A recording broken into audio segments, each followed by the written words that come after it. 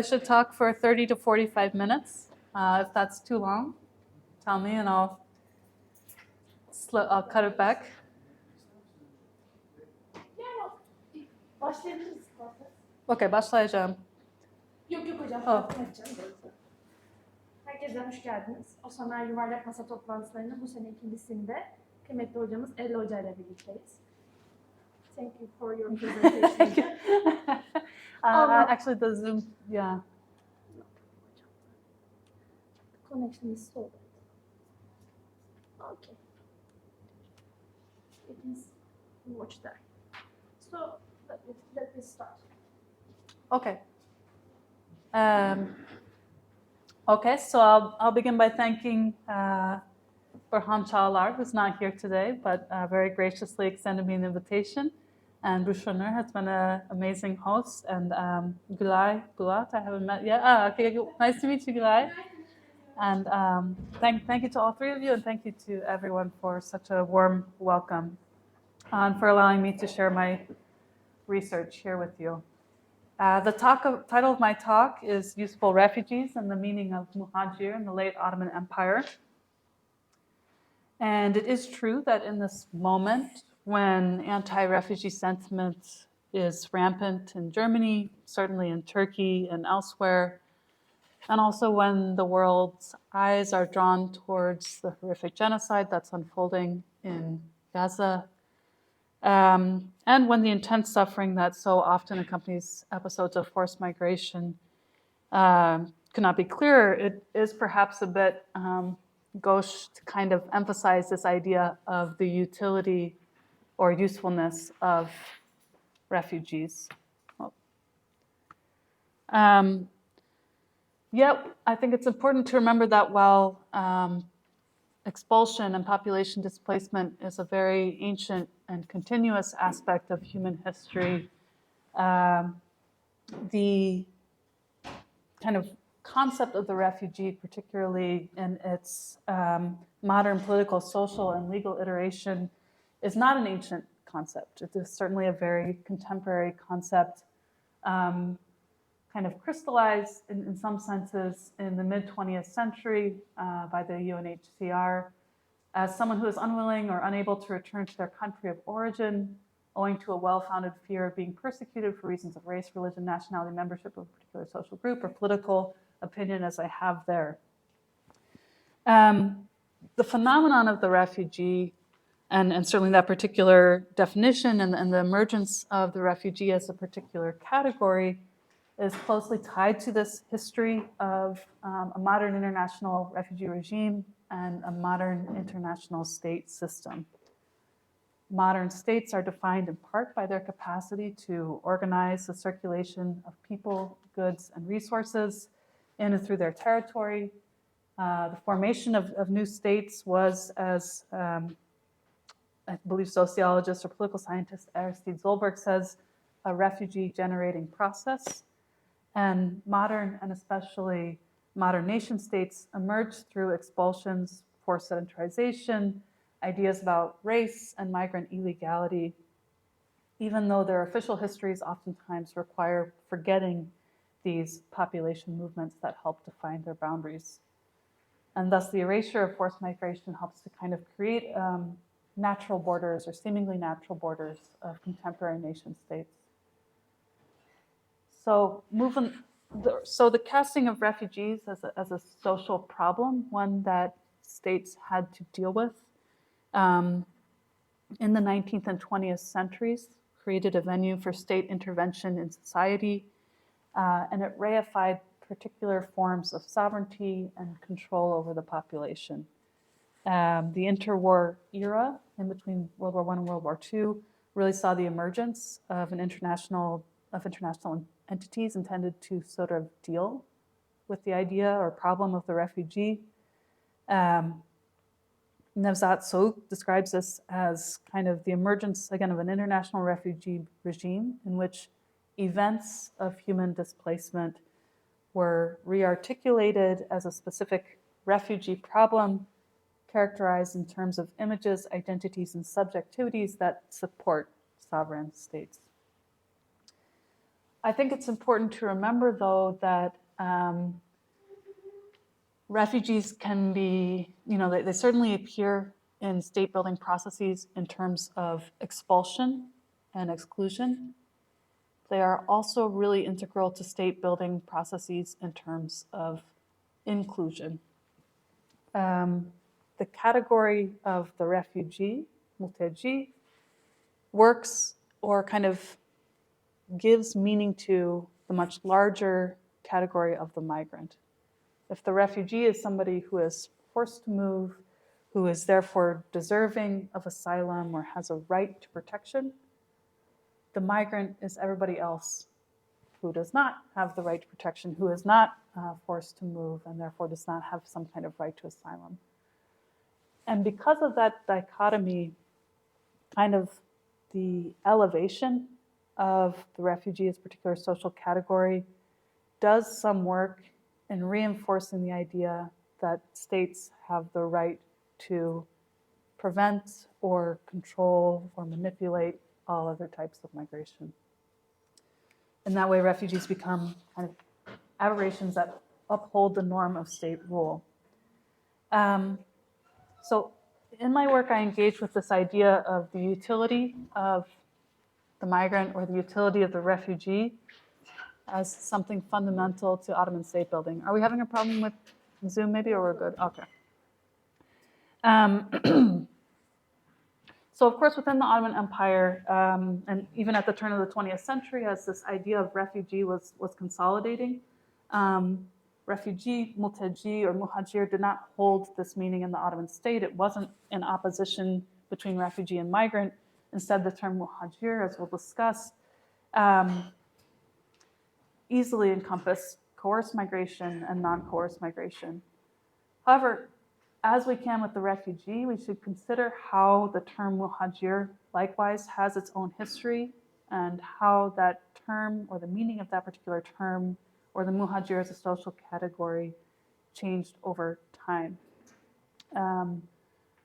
And I do think that exploring the Ottoman history and vocabulary of immigration kind of revealed this idea of utility in states' attempts to govern migrants and refugees.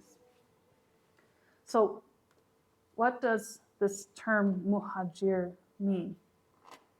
Certainly for historians of the 19th and 20th century Ottoman Empire, the muhajir is kind of the key figure in multiple episodes of mass migration, such as the Tatars after the Crimean War,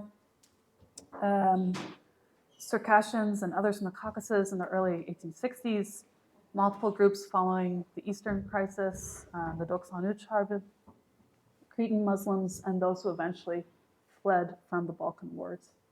So given these episodes of mass migration, the figure of the muhajir appears as a figure of, again, kind of coerced migration because of these episodes of expulsion and wars.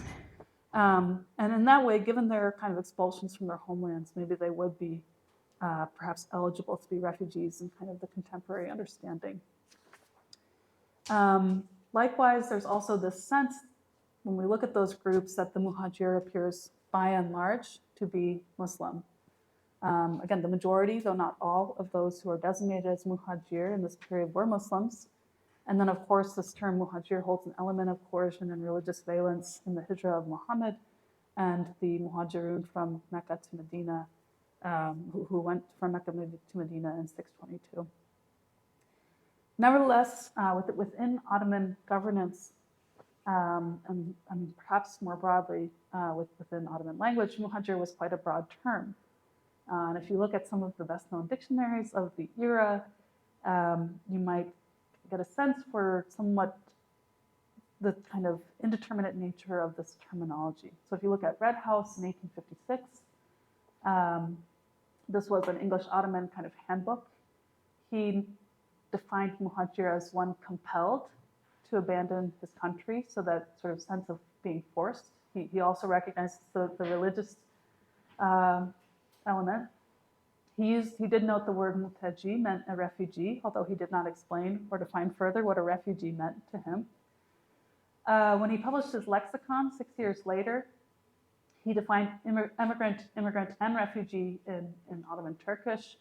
And there, in immigrant, he really includes kind of a sense of choice, that somebody left their country according to choice and came to a different country with the goal of settlement.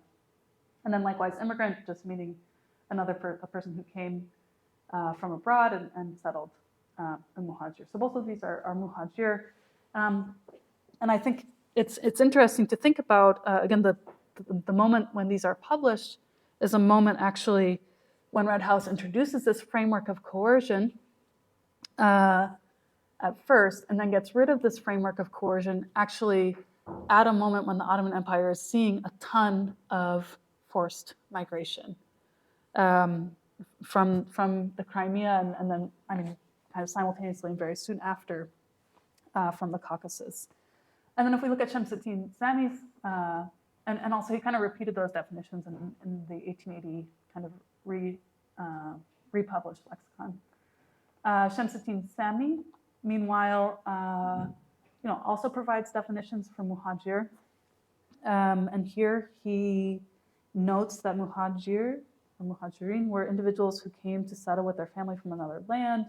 That could refer to migrants from Dobruja, Kurum, or Bosna, but it could also refer to just Europeans who went to America. And then, of course, he also includes the kind of religious definition. So I think that when we look at these definitions, what they reveal is again, not our kind of contemporary framework that emphasizes forced or non-forced, coerced or non-coerced migration. Instead, the kind of through line or the shared idea is this emphasis on settlement and permanent settlement. Individuals who come to settle, individuals who come to stay.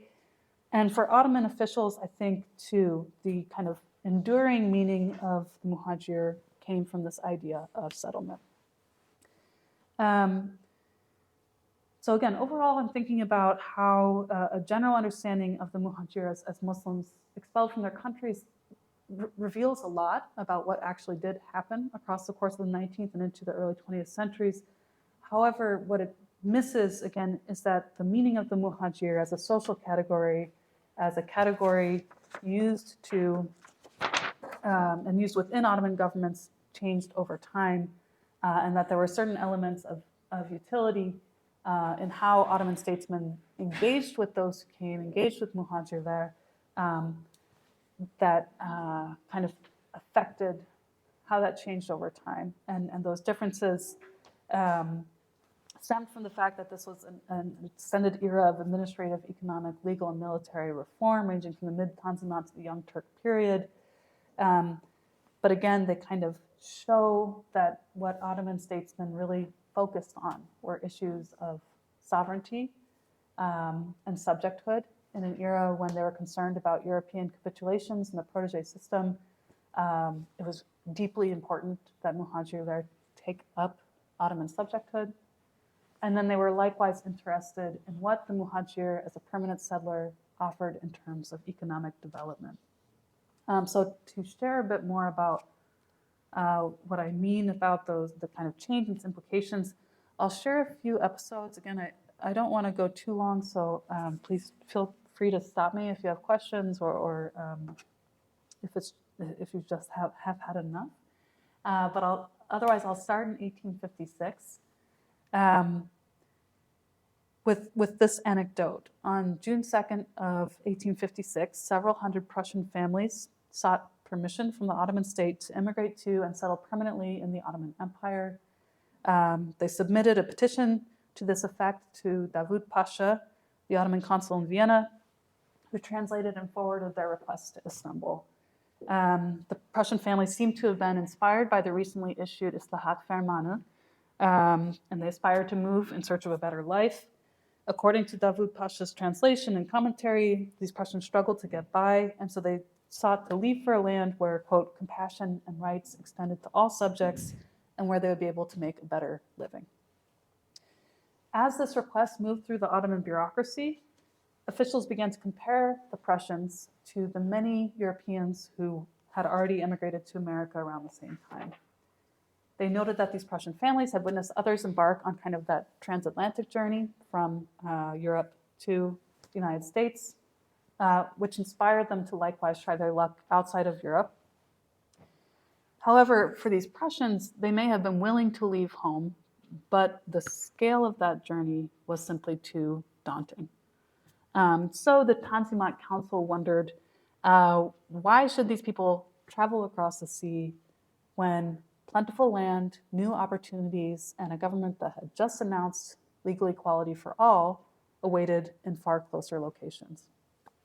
And so for the council, the answer to what they needed to do here was develop regulations in order to govern migration, because such regulations would make it clear to potential immigrants and would also allow the Tanzimat Council or the Ottoman state more broadly to kind of control any immigration into the country. So they believe that setting out the conditions of subjecthood and settlement to kind of assuage potential hesitations on the part of such immigrants.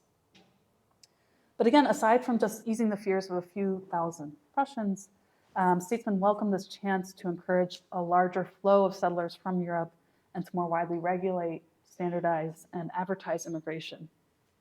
So as they shifted from this idea of the Prussians to a much kind of larger, undifferentiated group of Europeans,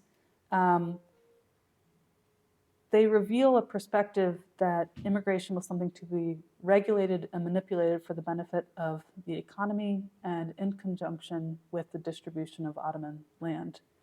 Really, immigration could serve as this straightforward route to much needed agricultural development, to land registration in line with the 1856 Land Code, to population increase, and to improve revenues.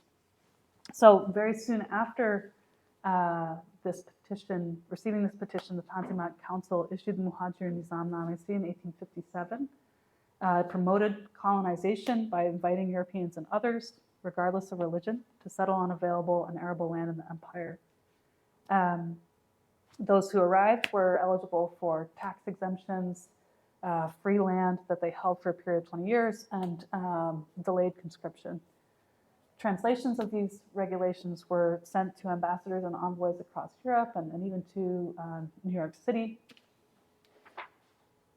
And really, much like the policies of the United States, Mexico, Canada, New Zealand, Brazil, and elsewhere, the Muhajir Nizamnamesi was certainly a way to facilitate colonization and also to establish criteria to filter potential immigrants through the Ottoman bureaucracy.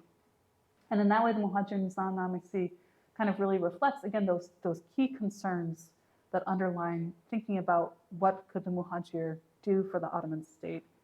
It is very telling that the very first article of this Muhajir Nizamnamesi, which you can kind of see in the middle of image of the slide, is that those who arrived as immigrants had to pledge loyalty to the Sultan and had to immediately renounce their former subjecthood and take up Ottoman subjecthood. So an emphasis on subjecthood. Second, the regulations also revealed that again, Ottoman statesmen were interested in regulating and controlling immigrant and establishing the state's capacity to do so. The law established the expectation that potential immigrants would register with foreign councils who could weigh whether potential migrants were of good character, who could evaluate whether they had enough money to avoid becoming a public charge, and just in general were positive candidates. And third, certainly the regulations themselves revealed this interest in economic development. As colonists, these muhajirin could contribute to the increasing of the population and certainly work the land that they were given. So that's the first episode, this episode in 1857, the muhajir as kind of a colonist, a potentially European colonist. At basically the same time, almost simultaneously, as the issuing of the Muhajir Nizamnamesi, of course, you see the first of what would become repeated episodes of kind of waves of mass migration that characterized the next 60 years of Ottoman history. And really the numbers are astonishing when you think about them, from the Crimean War through to 1913. I've seen estimates that 5 million individuals arrived in the empire from around the Black Sea. again, including several 100,000 Crimean Tatars right around 1860-61, and then more than 1 million Circassians or people from the Caucasus in the early 1860s. And then, of course, after that, following 1877 to 1878, another more than 1 million migrants. So the logic of the migration regulations, or logic of the Muhacir Nizamnamesi, contributed to how officials then responded to these waves of unanticipated migration. That is, I argue that really officials transposed the goal of the Muhacir Nizamnamesi, especially these goals about subjecthood and economic development, to those who arrived in the Ottoman Empire in this period. However, things did begin to change, and Muhacir did begin to change. First of all, you began to see institutionalization. On January 5th, 1860, the Ottoman state established the Muhacirlerin, the first of multiple iterations of kind of a centralized migrant commission and an institution for governing migration. They dispatched, he was Miralay Nusret Bey at the time, served as director of migrant settlement in Rumelia from 1860 to 1864, a position from which he oversaw the rapid settlement of roughly 120,000 people over the next 4 years. These mass migrations, caused devastating loss of life as people were forced from their homes. They arrived in black port cities in the middle of winter, oftentimes. And they arrived amidst a kind of local and state government that was unable to deal with that many people all at once. So they would arrive in port cities and not have proper shelter, this, among other problems, or food. They experienced epidemic disease. So in this way, these mass arrivals kind of rendered the Muhajir not a colonist, but a crisis, right? A crisis that the Ottoman state had to respond to. They were a problem in need of a solution. And so whereas the Muhacir Nizamnamesi really only offered kind of free land and tax exemptions or military exemptions, the response to the Muhajirin of the 1860s tied extensive aid to the category of Muhajir. Suddenly, Muhajir came with or had this element not only of coming to settle, but also an expectation of particular types of aid, including emergency aid, food and housing to deal with the crisis, but then extensive policies that dealt with things such as the provision of draft animals, seeds, plows, and assistance with constructing housing. So again, by and large, these newcomers were not the self-sufficient colonists with a little bit of capital envisioned in the Muhacir Nizamnamesi. Nevertheless, officials did believe that if they could manage settlement correctly and develop a well-working aid regime, they could turn these Muhajirin into the types of colonists that were imagined in the Muhacir Nizamnamesi. Again, creating loyal subjects, increasing the empire's population, increasing tax revenue, and developing agriculture.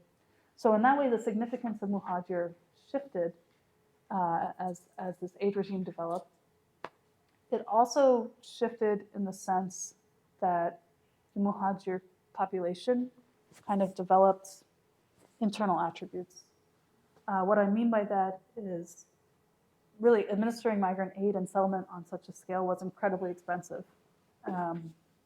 Thus, the second major shift was to try to differentiate the migrant population in terms of age, gender, wealth, and productive or potential productivity, and even eventually place of origin. Again, to kind of defray the cost of settlement. And so an example of that is in 1864, Midhat Pasha, of course, arrived in the Danube Vilayet, the newly established Danube Vilayet. He and Nusret, who was a pasha by that time, had a big fight, so Nusret left, and Midhat Pasha was left to deal with migration on his own. And from there, he soon realized the reality of the tremendous cost of migrant settlement.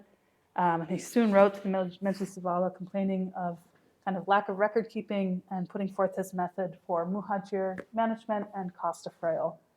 So basically, Midhat Pasha identified the essential issue within migrant management to be one of cost to the local population. He was very concerned about kind of the so-called squeezing of the population, particularly in a region that was a bit sensitive given potential Bulgarian nationalism and just general unrest, and sort of preparing and creating migrant housing and getting stipends for migrants created too much of an imposition on locals.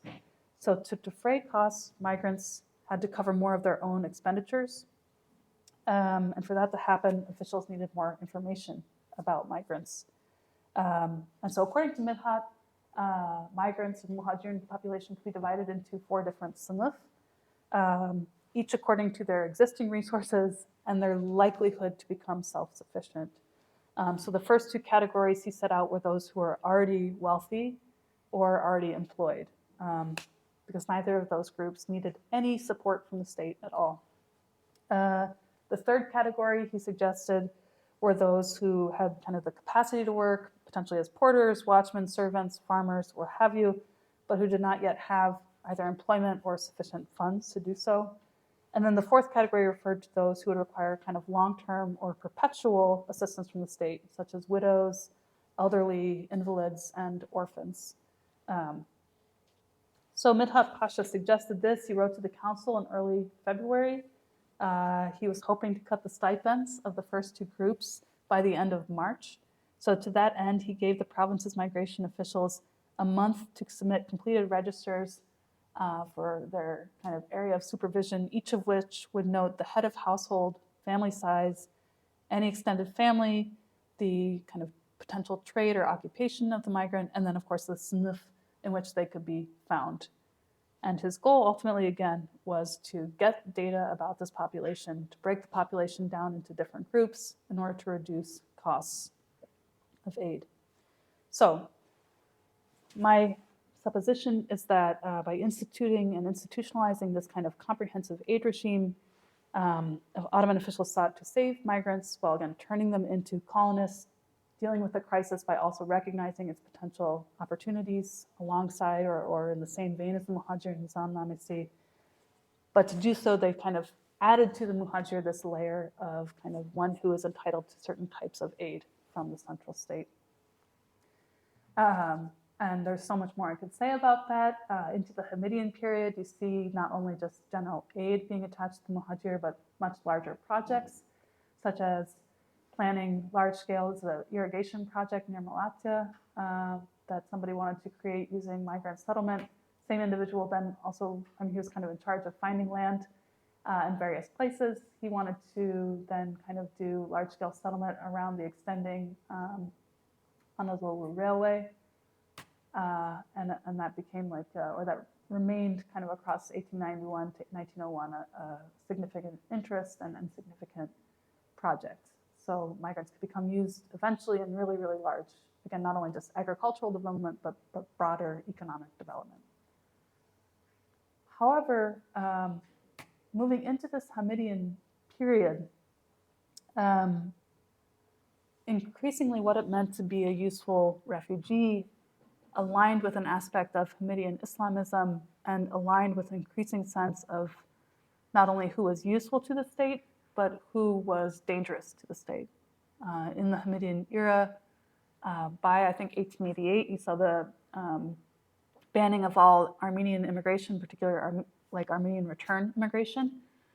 In such a scenario, the apparatus for engaging with Muslim muhajirs was deemed insufficient.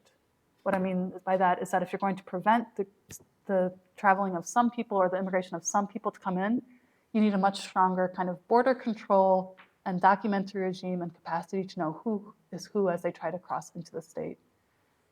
And so you can see that in terms of the creation not only of kind of a Muslim muhajirin commissionu, but also in new attempts to define who the muhajir was in an updated iteration of the Muhajir Nizam-Nameh. So in December of 1901, Sharia Devlet called for clarification on how the empire could deal with the fact that there were a number of migrants coming from Dagestan and elsewhere without passports. And again, these migrants posed multiple issues. first of all, arriving without passports or papers was just generally unlawful because states are supposed to control migration. Before, this is coming from kind of the source itself, before an individual migrated from one country to another, the two countries in question had to agree on the terms of that migration, was what the council noted. Second, irregular migration of this kind, people arriving all at once, undermined Ottoman settlement efforts and attempts to organize settlements, which again was bad for the state, but also created greater suffering for migrants themselves, and kind of undermined stability, especially in these border provinces, and depleted the state's fund. Third, since the migrants did not formally renounce their ties to the Russian state, again, these, even if they were Muslim migrants, if they did not renounce their ties to the Russian state, then they wouldn't become unambiguously Ottoman subjects. They could invoke kind of Russian subjecthood long after their arrival, undermining this sense of subjecthood and long-term settlement. And then finally, and perhaps most urgently, again, given this concern that Armenians were forbidden from migrating into the empire, returning to the empire, there was this concern that people who arrived without passports might be pretending to be Muslims, but actually be Armenians in disguise. So following this kind of foreign minister's call, early in 1902, 3 lawyers in the İstişare Odası, the foreign minister's office of legal counsel, 3 lawyers drafted legislation to try and clarify this problem and deal with this problem. And what they did is they returned to the 1857 Muhacir Nizamnamesi and noted that it no longer fit the empire's needs. They noted that whereas the Tanzimat Council in 1857 had issued these regulations in order to draw Europeans to the country, the Hamidian state really only accepted Muslim migrants. And again, whereas the Muhajir Nizamnamesi set out this kind of nice process of how people would apply and then arrive, we're talking about migrants who arrive suddenly and without proper paperwork. So they wrote new regulations, again, that actually were quite similar to the old regulations, but did do some kind of general changes. Again, reflecting the state's changing expectations of the Muhajir and its, quote, formal shift away from a law, quote, intended for non-Muslims, Muhajir ni gayri muslime, intended for those individuals. And to that end, whereas Article 3 of the 1857 Nizamname evoked the 1856 Islahat Fermanı by promising, again, colonists freedom of religion or the right to construct houses of worship, in 1902, the Office of Legal Counsel deemed that article superfluous and excised it. They also did away with the expectation that migrants would have a certain amount of capital when they arrived. Unlike the Tanzimat Council, which had envisioned kind of self-sufficient colonists, the Hamidian state accepted its role in providing long-term assistance and aid.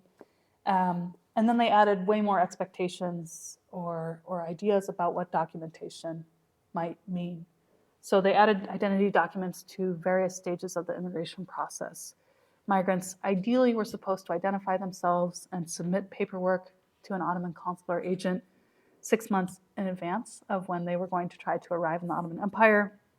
Those consuls had to kind of, again, vet these individuals, but also make sure that they were going to surrender their other identity documents. As soon as migrants arrived at Istanbul or another port of entry, they physically surrendered their documents to the relevant embassy and received Ottoman identity documents. And migrants who came from places that had no formal diplomatic ties with the Ottoman Empire, where there were no consuls such as China, Afghanistan, Buluchistan, or Morocco, then the Migrant Commission had to thoroughly investigate each individual's status to try and determine who they were. So again, and then kind of implicitly, aside from those exceptions, really those without formal paperwork or permission weren't supposed to enter the Ottoman Empire. So kind of a facilitation on the one hand of Muslim migration, but then an augmentation of the attempt to control who's coming in that kind of in other ways might slow or deter people from arriving. Let me see what time I'm at. I'm at 33, so I'll go just a little bit more. I'll note that this is an episode that Fuat Dündar describes in his excellent book, İttihat-ı Terakki'nin Müslümanlara İslam Politikası. It refers to in 1918 when the Meclisi Ayan made a proposal to increase the budget of the AMMU, or Aşehir ve Muhacir Müdüriyeti.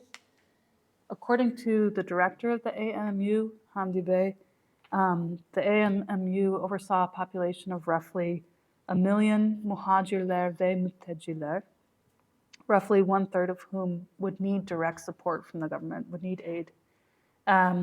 So senators started debating, and then after a few minutes, one senator asked for clarification on a pretty fundamental point. Who did these terms actually describe, he wondered. Were muhacir, those fleeing from invaded countries? Were mülteci, a totally different group? So he was confused about it. Hamdi Bey offered a clarification. He noted that muhacir were those who arrived with formal permission granted from other states, whereas mülteci referred to anyone, regardless of type or sect, who fled due to conditions of war. That created a follow-up question, where the director then had to assuage concerns about who would receive aid, or who would be, again, categorized as muhacir and mülteci. According to Hamdi Bey, he noted that the mülteci actually came from border provinces within the Ottoman Empire.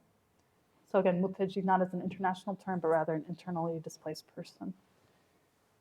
So as director of the AMMU, Hamdi Bey really probably knew what he was talking about, you would think, but it's interesting because his definitions differ from the İslami Muhacir Nizamnamesi of 1913, which had been enacted just 5 years earlier. Those migrant settlement regulations distinguish between two types of muhacir, both of which refer to somebody who had crossed into Ottoman territory. And really the distinction again was one in which the first type of muhacir had kind of come with regular status, had gotten official documentation and permission beforehand, whereas the second was mülteci, who arrived without documentation or permission, but still seemed to seek to become an Ottoman subject, and would soon receive official muhacir status after their conditions were, again, investigated by the Muhacir Inquisition. So even after 60 years, or particularly because of 60 years of governing migration in Ottoman Parliament, or even on the part of the head of the AMMU, again, there is flux and inconsistency in how the term muhacir functions in various situations.